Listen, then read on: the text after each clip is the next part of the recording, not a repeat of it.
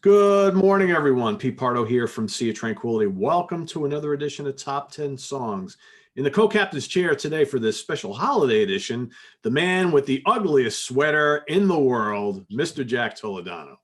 Hello, everybody. I do have to give you credit. At least you're looking festive for the holidays. Me, I'm the man in black yet again, with nothing but CDs and guitars behind me. There is absolutely nothing holiday about me today. But you know what, though? That's your signature, so it's accepted. Okay, good. So I get a pass for that today, right? Yes, of course. So this is interesting how this show came about. So it was about a week ago where I was thinking to myself, you've been doing this channel now for 6 years, and I don't think I have ever done a program specifically about holiday theme music. And then I had a couple viewers who mentioned it over the last weeks, like, Pete, you ever going to do something about Christmas songs or holiday songs? I was thinking about it. And then Jack and I were kind of texting a few days back, and he goes, oh, you're interested in doing something about like top favorite holiday theme songs? And I'm like, yes. Funny you should ask. We're on the same page. So we decided to do a top 10 song show format and pick our 10 favorite holiday theme songs. And these could be traditional stuff, decades long favorite stuff we grew up with as we were kids. And I just remember there's probably something I completely forgot in here. I'll throw them out at the end. Or something more recent. It could be pop, it could be folk, it could be heavy metal, it could be whatever. It doesn't really matter. Jazz, instrumental, the whole nine yards. So I've got a ton of like holiday CDs and records when I was younger and all that kind of stuff. So this was kind of cool to go back into the archives and kind of think about some of the songs that meant the most to me. And as I'm sure you're aware, Jack, is like there's so many of these holiday favorite songs that have been done by so many different artists. So it makes it kind of challenging to pick, well, which one is my absolute favorite? Who sang it, who, all that kind of stuff. So I don't know if you want to throw anything out there before we get started, but that's my little. Then there's also the fact that it could change from year to year. Yeah, that too. Yeah. Yeah, I'm sure there's stuff that's on my list right now that, maybe next year I'd be like, well, I'm kind of digging this a little bit more, like stuff I got. So, yeah.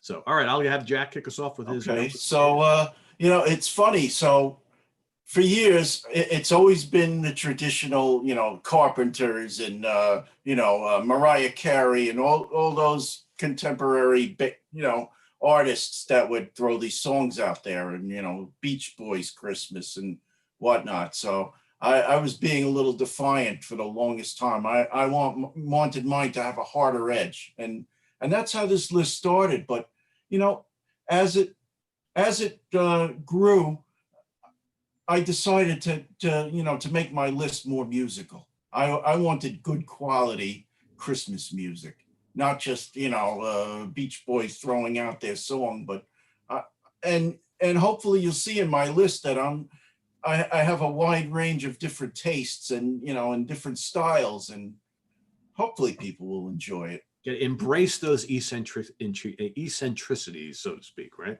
Right. Yeah. So number 10 actually started as the Eagles' "Please Come Home for Christmas," but that got bumped yesterday.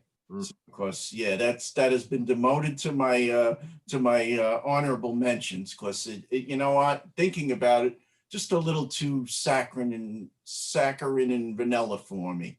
I wanted something with a little more balls. So, and partially what inspired me was watching you and Martin do that hour-long presentation about Southern rock. Was it yesterday or the day before? Yeah, yesterday. Yeah. So I chose a song by our beloved Leonard Skinner, "Run, Run, Rudolph." That's a great one. Yeah. I just love the way that kicks in. I love the mixture of the vocals and had to have something about Rudolph. What would a Christmas presentation be without Rudolph? Yeah, exactly.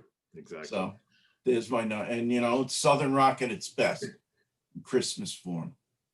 Ironically, "Run, Run, Rudolph" by Leonard Skinner was in my original top 10 formation of this list and got bumped out at the last minute. That's funny. Go figure, right? Don't tell me you picked the Eagles. So in typical Pardo fashion, I occasionally like to do a mulligan. I got to pull a mulligan today for a tie for my number 10 because I had my top 10 all set in stone, and then I realized I'm like, ugh, there's this traditional classic that I absolutely love. It's got to be in here. So I said, you know what? I'm just going to put it at a tie for number 10. So my first choice, my 10A, is a hubba blue. Elvis Oh, Presley for Blue Christmas. oh, the king himself. That's Oh, right. So great. got to represent a little Awesome. Elvis in this list. I love Blue Christmas. That's always it's so funny. There's like a running joke here in the family when we're sitting around in the holidays listening to Christmas music is that whenever that song comes on, everybody starts laughing because back in the old days, I used to play the first couple of lines and then rewind it. And so it's a hubba blue. Oops, a hubba. And so now when everybody hears it, they're like, oh my God, not that again. Right. But I still dig it quite a bit. So that's my 10A. My 10B, which I realized I just couldn't have this list without, again, kind of going back to my childhood, White Christmas by Bing Crosby. Gotta have Bing Crosby for me. I mean, I love the old crooners, you know, and that to me, the spirit of Christmas music always kind of goes back to those old crooners that I grew up with. So I'm confused. Your number 10 is Bing Crosby, not Elvis? No, it's both of them. I'm pulling a mulligan. It's a Okay, gotcha. Okay. Oh yeah, you said 10 and 10A. Okay, yeah, cool. 10A and 10B. So there we have it. So All Bing right. Crosby, White Christmas, and Elvis Presley, Blue Christmas. So you got it white and blue. So I got to have the two colors, right? So there you go. Okay. So ironically, we were talking about metal. My number 9 is probably the heaviest song in my list.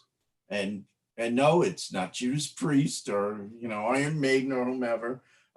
So there's an album called We Wish You a Metal Christmas and a Headbanging New Year.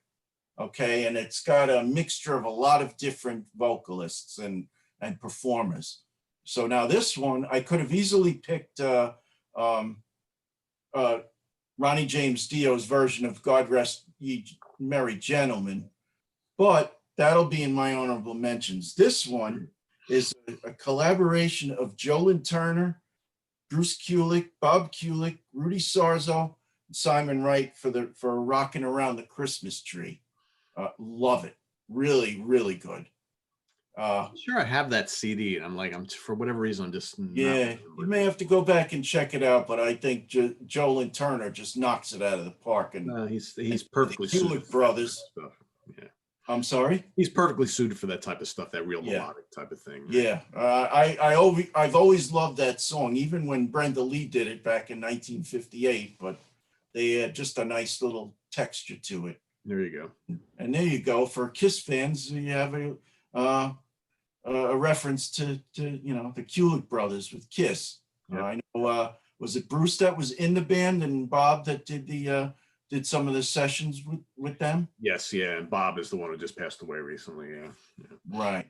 Okay. So that's my number 9. Cool. All right. For my number 9, I'm going to a little prog rock sort of here.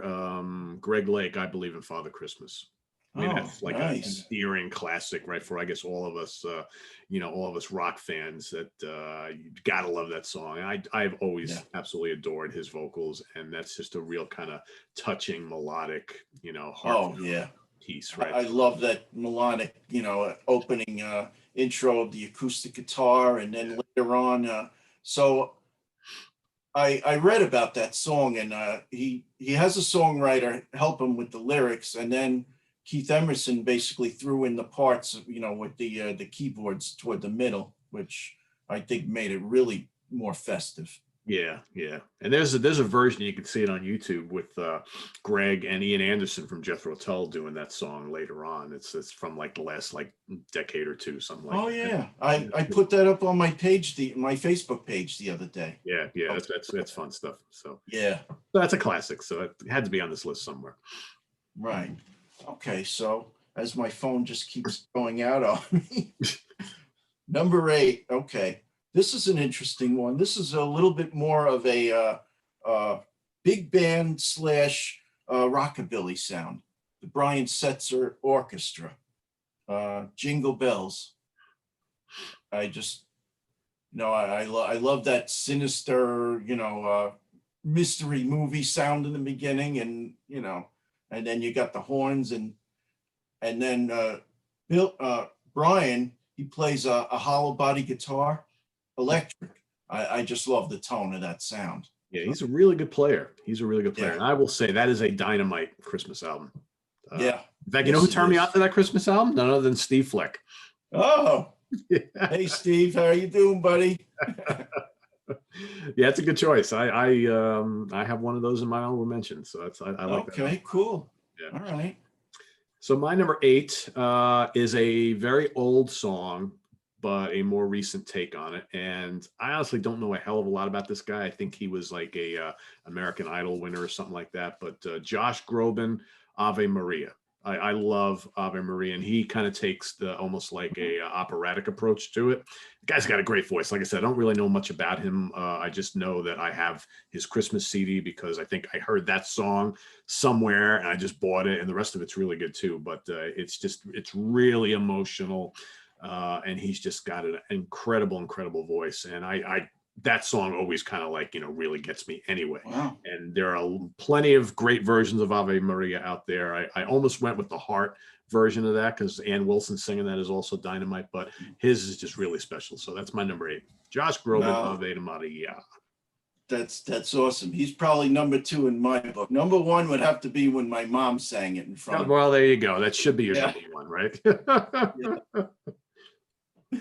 So speaking of relatives, so number 7, when I was a kid, I would only hear them on the radio, and the first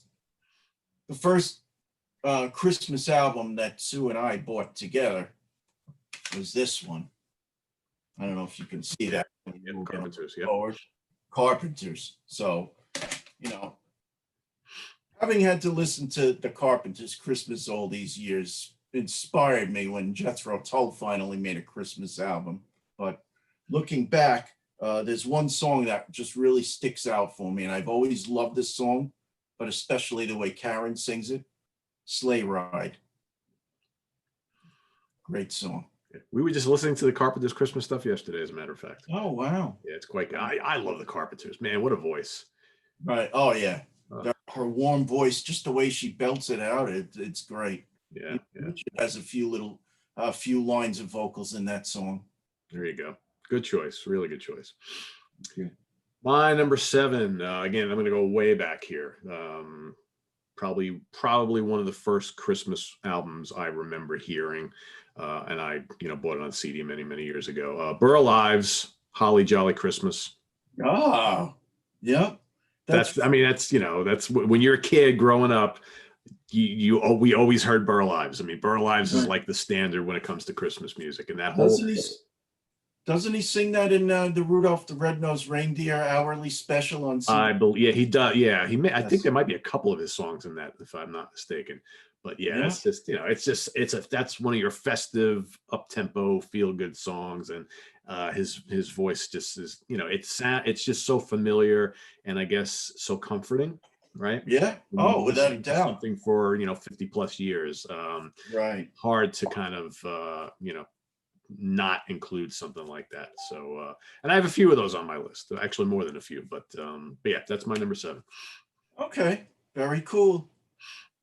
So number 6, we were just so I went to pick Jason up yesterday, and on the way back we were talking about Adam Sandler and Happy Gilmore, and ironically one of his songs is in my top 10. And if you have to look at the left side of my body, for those who celebrate Hanukkah, the Festival of Lights. So Adam Sandler wrote it, but this famous artist that we know very well from the 7th and 8th inning of baseball games, 7th inning stretch, Sweet Caroline, talking about Neil Diamond. Neil has an album called Cherry Cherry Christmas, but tucked in at the very end, he does a remake of the Hanukkah song, and I absolutely love it. You familiar with that song? I probably heard the song. For whatever reason, it's just escaping me right now, though. You got to hear Neil Diamond's version. It's he's got that very familiar voice, and he made Adam Sandler did a great job writing it. It's very funny, but Neil Diamond definitely gives it some musical credibility, I think. I've probably heard like Adam Sandler doing it. I'm trying to. I'll have to go listen to it when we get I done. mean, some of the lines are so funny, like when he says, "Oh, three stooges," being Jewish, basically saying who the Jewish people are. Yeah. Talks about our very own David Lee Roth, and then when he mentions Paul Newman and Goldie Hawn both being Jewish, and put them together, and they make a really beautiful Jew. They phrase it better than I do, but okay, I'll go check it out. Like I said, I think I've heard it, but it's probably been a while. So, but cool. Had to have a Hanukkah song. So. Well, you absolutely have to, right? Yeah, there you go. Right. All right, number 6 for me: chestnuts roasting on an open fire. A little Nat King Cole action, right? Oh, okay. I love the Nat King Cole Christmas album. Again, something comforting about it. Grew up, my parents had that on LP, and I still, remember how beat up the LP jacket was, but yet all those bright colors just really showing up, and that big smile from Nat King Cole. And then a couple of years ago, I bought it on CD because I'm like, I haven't heard this in so long. Oh, and nice. It brought back all those memories, and that's just, I don't know. To me, that's just a Christmas tradition. That song for me, anyway. Right? Okay, very cool.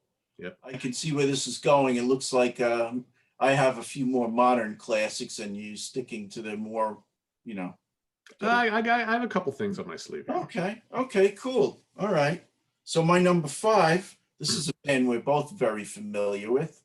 We saw them together a few years back when we went to the Rock and Roll Hall of Fame induction ceremony at Barclays Center in Brooklyn, Chicago. I love this song. It's a Robert Lamb vocal. It's Winter Wonderland. And, for me, it just harkens back to the great days of early Chicago, before they became a hit band with Chicago 6 and onward. So it was very refreshing to hear Robert Lamb's voice and hear those horns. And so it brings me back to the great days with him. And when he was sharing the vocals with Terry Kath and Peter Cetera. Yep. I love the Chicago Christmas album, and that song is in my honorable mentions as well. All right, cool. Yeah, I like that album a lot. That's a lot of fun. Yeah, yes. That was one I couldn't find. I was looking for it earlier, but I have a few others to show. Cool. My number 5 is A Christmas Song by none other than Jethro Tull. I love the original version. I love all the more recent ones they've done. Okay. That's kind of like an off the beaten path choice, but I love the Tull Christmas album, and there's really great songs on there. But that's like that's a staple. There we go, right there. I mean, I play that every year. It's you see, I still have the original sticker on there. Oh wow, yeah, there you go. There it is. And that song, so a Christmas song, was done in 71, 72? Yes, it was. Like right. It was first put on what's the song? It escapes me. That was on the Living in the Past collection, wasn't it? Yes, Living in the Past. Right.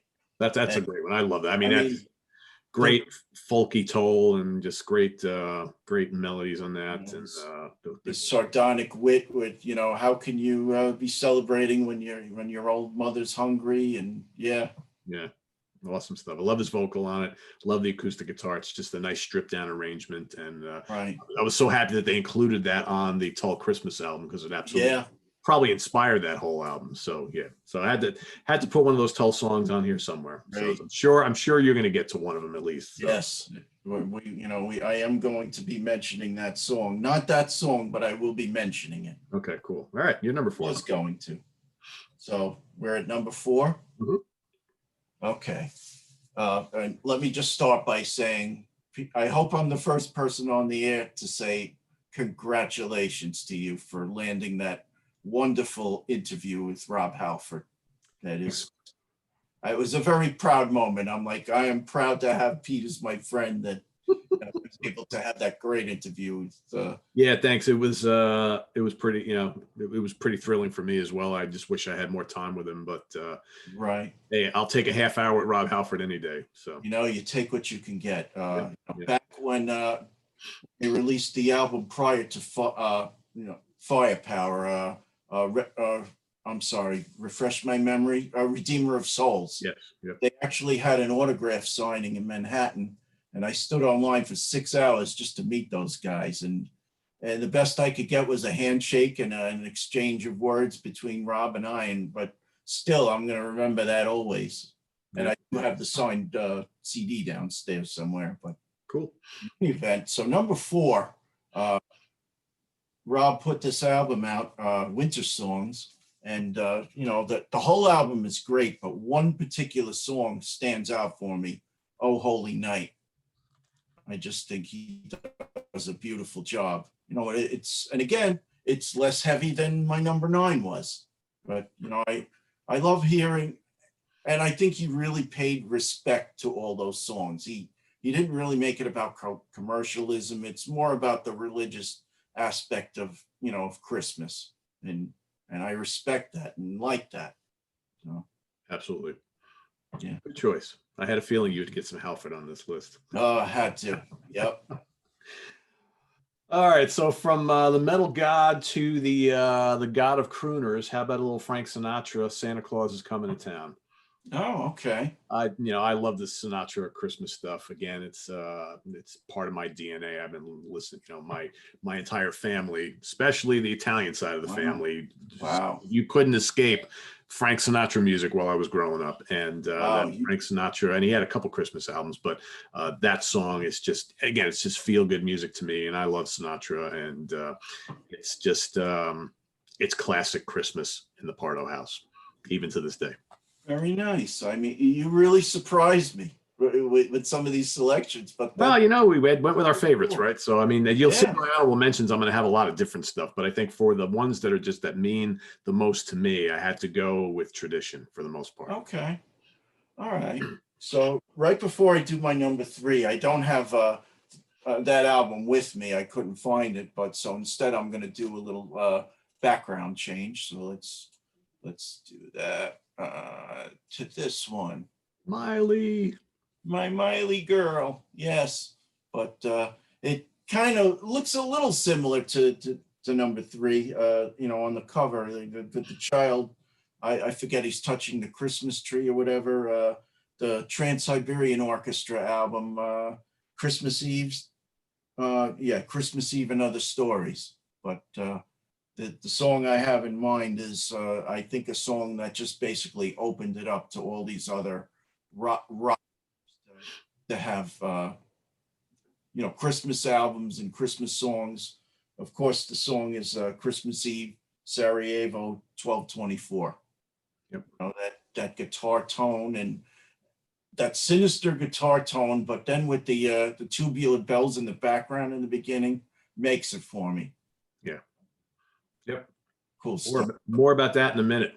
Okay. There you go. All right. My number 3, more Italian crooners, right? Tony Bennett, my favorite things. Okay. These are a few of my favorite things. And there's a lot of guys who have done that over the years. But right. This version of my favorite things is on a fairly recent Tony Bennett album, Christmas album, probably within like the last 5 or 8 years or something like that. And it's just absolutely spectacular. I love the arrangement. It's got this big band jazz arrangement, which for me, I love big band jazz arrangements for holiday music. I think it really works. And it's just such a great, it's got Tony Bennett's kind of sly little vocal on it with all the orchestra behind him. It's just absolutely dynamite. So I love the song as it is anyway, and I really, really appreciate his version of it. So that's my number 3. All right. Okay. I didn't want to leave Miley up there too long. The funny thing is, so I've used that background in the last week or so in some of my work Zooms, and while everybody adored Miley, some people were like freaked out. They're like, this dog is like staring through me. So it's a cute dog. What's the problem? I don't get it. Well, just people being funny. That's all. So, okay, on to number 2, I believe we are, right? Yep. Okay, so opening the spreadsheet again. Okay, so my number 2, is back to the Jethro Tull Christmas album. When this album first came out, I was left speechless how wonderful it is. And, a lot of people that aren't into the same music that we are, they hear the name Jethro Tull and it scares them. Oh, they're just some hard rock, heavy metal noise band. But those are people that really need to educate themselves, because, I mean, the different styles of, Celtic folk and, and they even have what could be classified as some elevator music in there. But basically, and you mentioned the Christmas song. My number 2 is actually another Christmas song.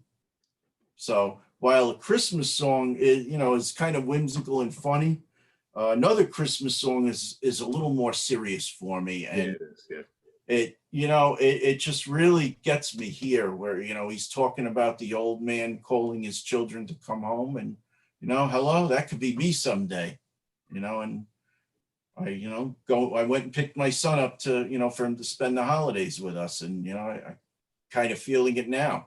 Yeah. But, it's not, there's definitely a lot of honorable mentions on that album. And I could have easily chosen 3 or 4, but that one stands out. Yeah, absolutely. I mean, Jack Frost is a great one. And there's a lot of really charming. First Snow on Brooklyn. Yeah. Amazing. A lot of really charming songs there. Yes. Yep. All right, my number 2.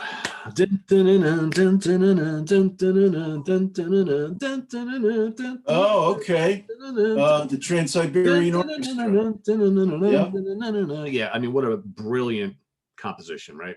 Oh, without a doubt. I dug it when it was on a Sabotage album before there even was a Trans-Siberian Orchestra, and then when the TSO album, I didn't know that. it's even better on there.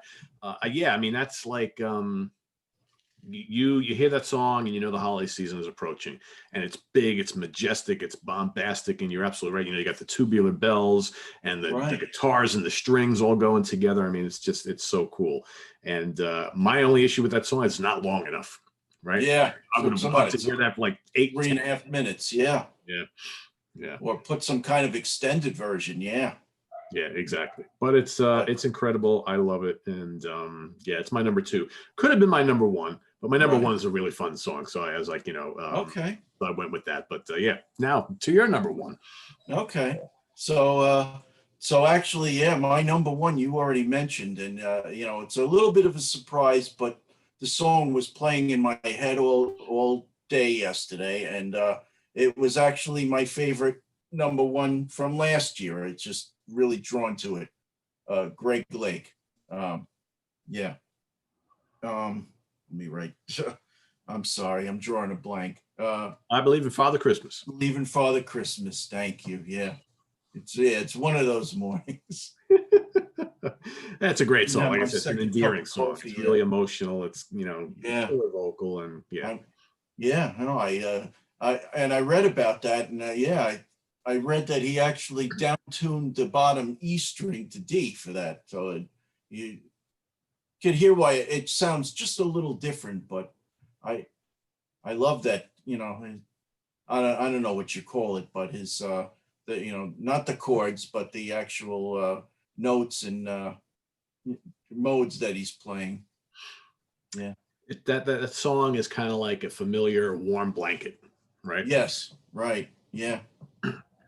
But scales, that's the word I was looking for. That's the scales he's doing in the beginning. And then he brings in that keyboard that Keith Emerson contributes. It's beautiful. Yeah, good stuff. It's good stuff. Right. So my number 1, I'm a huge fan of this guy, always have been, and I like his normal music. I love his holiday music, and I could have filled up a good chunk of my top 10 with a lot of his renditions of holiday classics, but I decided just to stick to one artist per pick. It's Dean Martin. Okay. I love Dean Martin. I love Dino. I totally do. And I was like, I had like 3 or 4 choices, and I'm like, all right, which one am I going to go with? And it kind of perfectly matches up with how damn cold it is outside. And it's, baby, it's cold outside. It's okay. such a fun, kind of whimsical, classic, and as only Dean Martin can sing it. And he's just got this way of it. It's like when I listen to Dean Martin, it's like, it's like he's my kind of kooky old uncle, right? Right. And it's like, and all throughout my life, I always knew that no matter what's going on, you always got some kind of cool Dean Martin stuff to listen to, whether it's the holidays or not. And out of all like the old crooners from the old days, as much as I love Sinatra, I think I always dug Dean Martin just a little bit more. I know some people are like, what? But I love them both. But there's just always something about Dean Martin. It's like I loved watching him in movies. I loved listening to him sing. The roasts, all that kind of stuff. There's just something about Dean Martin that just brings me back to being, 8 years old and just saying, Grandma, play that again. Nana, play that again. It's like I want to hear that Dean Martin album again, and it still carries over to me to this day.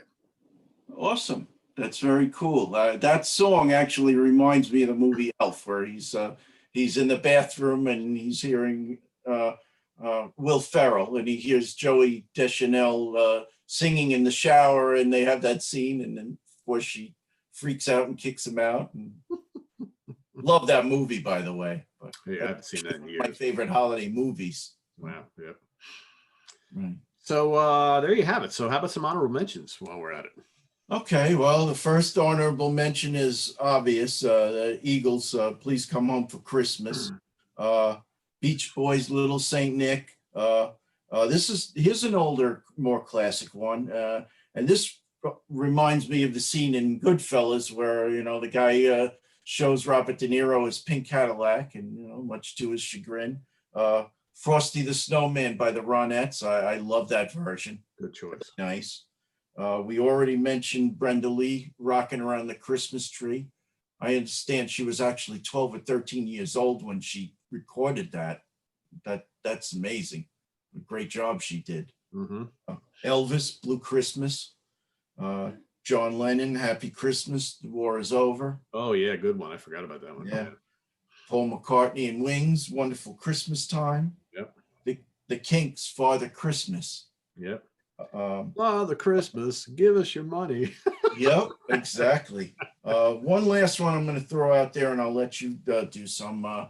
God Rest Ye Merry Gentlemen. Now, that's a very interesting one. Rob Halford does a version of that. Ronnie James Dio with Tony Iommi and Rudy Sarzo. That's another version. A very haunting, beautiful version. And then, of course, there's Ian Anderson's version with the flute. On the Jethro Tull Christmas album. Yeah. And he's been playing that in concert with his flute solo improvisations for many years, going back to the mid-'70s. So I always knew he'd put that on an album someday. Oh, yeah. It was inevitable, right? Yep. Right. Yep. So go ahead. So, a lot of mine we've already mentioned, but, Lynyrd Skynyrd, Run Rudolph, of course, any of the ones off the Chicago album. I could have put that entire Trans-Siberian Orchestra album and honorable mentions for the first album. That's so great. I wanted to give a mention to Heart, the Wilson Sisters, the Love Mongers Christmas album, which is great. Here Is Christmas, really, really heartfelt, emotional song. Winter Wonderland from the Brian Setzer Orchestra album. Yes. That's great. I love their version of Winter Wonderland. It's so much fun.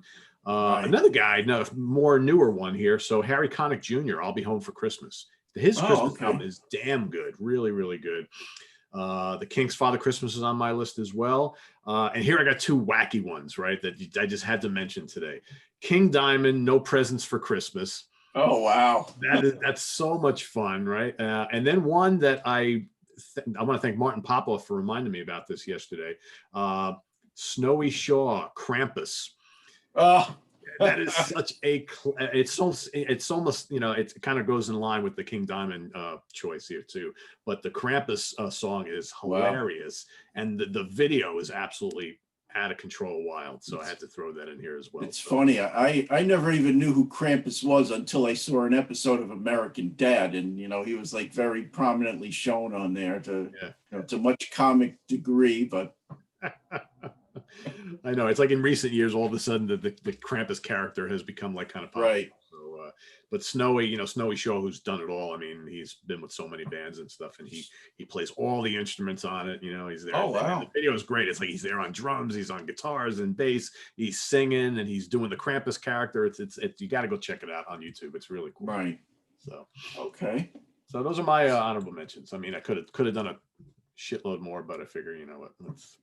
Right. Yeah, but I think we touched on a lot of the classics. Again, mine was a little more harder edge and more modern, but I do, allude to some of the older classics. Yep, absolutely. I mean, there's so many good ones that Yeah. my original list was just was enormous. And then I'm like, oh, I got to pare this down a little bit because, I think we've all, I know there are some people who just have, who are our age have really gotten tired of like the holiday songs because we've been listening to them forever, right? And it's like every year you hear the same ones and stuff. But I don't know. I kind of, for me, usually there's like a week window, like 1 week. And that's about as much as I can take, but I enjoy that week of holiday music. Right. Like, yes. That's enough of that, right? Time to move on. We'll revisit you again next year, right? So, but getting back to what you're saying about people being bored of the older classics, when Jethro Tull put that out, and I think it was 2003, 2004, I'm going, thank you. Yeah. One of my favorites. There was there were like a handful of these kind of latter day Christmas albums that came out by like some veteran artists that I think were really inspired. So that's one of them. The Moody Blues put out a Christmas album that's really good. Interesting. I like the Leonard Skinner one quite a bit. Yeah. We play that every year a lot. The Heart one is really good. And there's a James Taylor Christmas album that is also really, really good. All these came out like in the 2000s. Right. So, of course, there's the Neil Diamond one, which is nice. Which I haven't heard. Yeah, I haven't heard. Yeah. And the Brian Setzer one was I think the Brian Setzer one came out in the 2000s, if I'm not mistaken, right? I think. The 1990s. The late 90s, yeah. And what else on my the Josh Groban one obviously is fairly new. The Tony Bennett one I mentioned is also fairly new, but he's interesting. First ones. Okay. And, I have all the Trans-Siberian Orchestra holiday themed albums. They're all fun. The first one is, right. In my opinion, the classic. The high watermark, yeah. Yeah, I mean, it's kind of hard to top that. It's like they did the best first, and all the other ones have been really good. But I think everybody always goes back to the first one. There was something magical about that, and I can listen to that whole thing start to finish to this day, and I've heard it so many times, and I still get the same kind of warm and fuzzies when I listen to it. That's quite good. Very cool. So there you have it, everybody. So Jack and I actually out some of our favorite. There was one thing I wanted to say to you. First of all, thank you very much for this wonderful T-shirt. If you can see it. Oh, there you go. Cool. That was my Christmas present from Mr. Pardo. So thank you so much. Wear it well, Jack. Wear it well. Will do. I'll wear it in our next taping. Cool. And for those of you who are watching who have not, picked up your Sea of Tranquility shirt yet, Jack, you want to show that again? This is a fairly absolutely new design. This is the Dragonfly design. Very cool. Kind of got the Roger Deanish look there. Yeah. We also have one with some stingrays on the front, which is pretty cool too. And we also have Hudson Valley Square shirts, and we have the original just regular SOT logo shirts as well. So there's all sorts of styles and sizes, and you got hoodie. They're available on hooded sweatshirts as well. So. And if you're tired of black shirts, this one is actually navy, which I love. So. Yeah, I did send out a few navy ones because I know. Okay, cool. Like navy, that's fine. Yeah, I know, because how many black shirts can you own? I mean, I own like a gazillion black shirts. Yes. As you see, but it's good that they're available in navy as well. So, So I'm sorry I interrupted you before. No, that's okay. I was just advising all of our viewers to make sure that they list their favorite holiday songs, your 5 favorite, your 10 favorites. Okay. Curious to see what other songs really touch people when it comes to the time for the holidays. So, and of course, visit us on the web at www.seatranquility.org. We're on Facebook. We're on Twitter. Of course, we're here on YouTube. All the damn time. I was ready that time. Correct. Everybody's getting it now because I think there was only one. Who was it? I think it was it Chris Allo? I don't remember. There was someone who a couple of weeks ago I did this whole thing, and then they were like, crickets. But I think everybody's gotten it now. Crickets, right? Yeah, exactly. I gotta get Martin Popoff to do it because I haven't done it with him yet. But I think next time I'm gonna try and see if he gets it. So Okay. Upcoming programming, everybody. So tomorrow at some point, Lynn Versace and I are going to be doing a fun little show where we're going to talk about our favorite MTV videos from back in the day and our 5 stinkers. Okay, so that's coming up.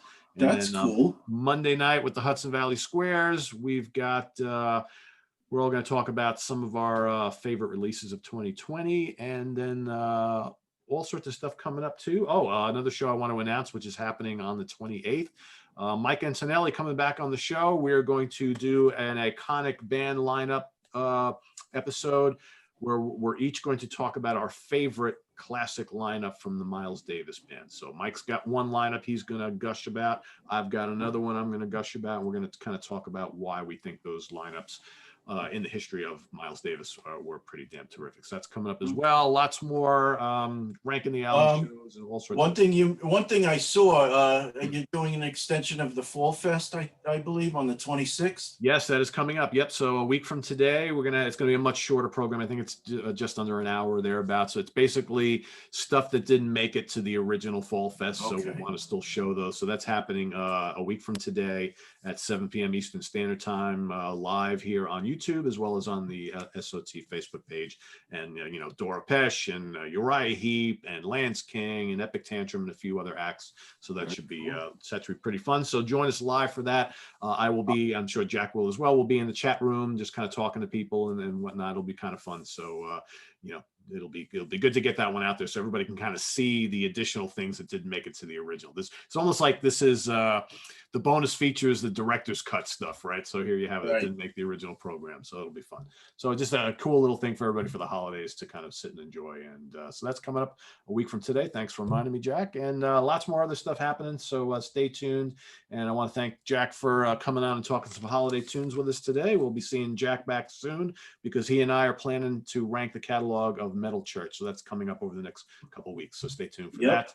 And we'll see you all later on. Have a good one. For Jack Toledano, I am Pete Pardo. Take care, everybody. Merry Christmas. Happy Hanukkah, everybody. Happy New Year.